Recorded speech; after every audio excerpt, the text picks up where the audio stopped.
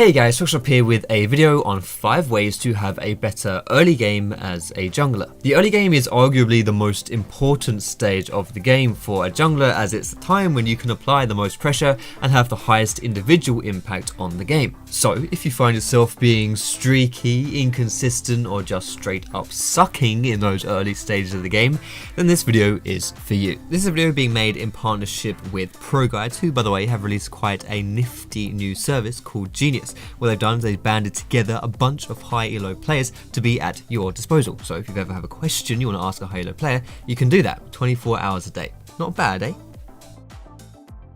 The first tip for having a better early game is to have better knowledge of where the enemy jungler is. If you know where the opposing playmaker is headed and what he's doing, you'll be able to make much smarter and more well-informed decisions, which will in turn increase their success. For example, if you see the enemy jungler heading topside for a gank, you can decide to counter his gank and screw him over.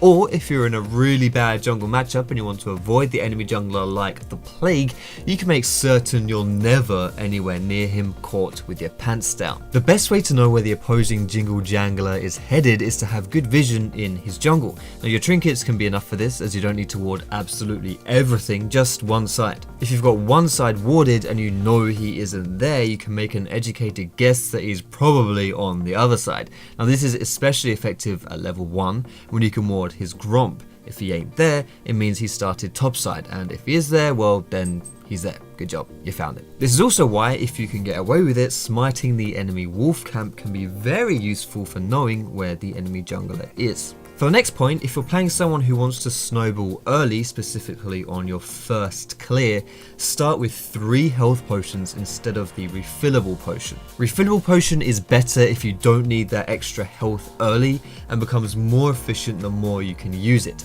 But it can leave you pretty starved for health in that very first clear. Now this is pretty rough if you're someone who wants to invade or gank heavily in the very early stages. In most cases, refillable just won't facilitate that for you. This can be especially effective if you're against someone who went refillable while you opted for standard potions. If you invade and trade health bars, you're going to come out on top simply because you can sustain for more and therefore last longer. On top of this, scuttle crabs can give you an extra boost in health should you need them. The suckers not only heal you for a decent amount when you knock them out, but the lifesteal or regen from your jungle item will give you a decent tick of health as well. A third point is one about having better and more specifically more efficient ganks. When you see that a lane has no summoners, you should camp it. This one might sound pretty obvious, but a laner with no flash is pretty much a sitting duck if you can get to him. If you've ever played as a laner, you'll know just how vulnerable you feel when you have your flash down.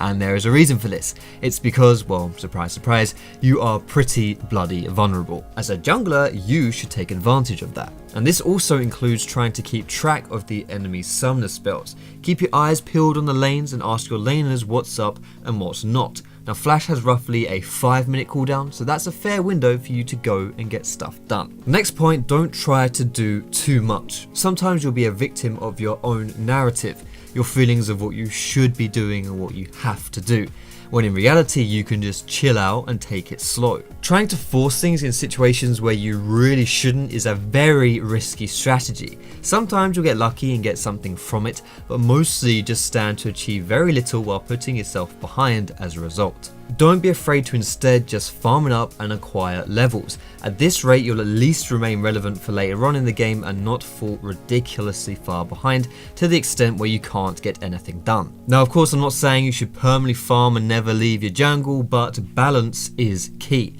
A common theme among junglers who often fall behind is a tendency to be trying too hard to do too much. You should be realistic in your self-evaluation of your jungling as well. It is impossible for you to be everywhere helping everyone at every time. It's important to remember as well that as a jungler you don't just exist to take care of your laners, you have to take care of yourself as well. Especially in solo queue as well, if you're putting all of your efforts into helping your teammates get stronger so they can carry at the expense of yourself, then the longer that game goes on, the harder it's going to be for you to have an impact. And of course, we all know that not being able to have good impact in solo queue is a very risky strategy and probably one that isn't going to work in your favor. Before we get on to the last point, I just want to thank you guys for watching the video this far. If you aren't already and you like what you see, please consider subscribing to me here on YouTube and leave your feedback or questions down below in the comments if you have them. But anyway, the last point for having a better early game as a jungler, and to be honest, this point can work for any stage of the game: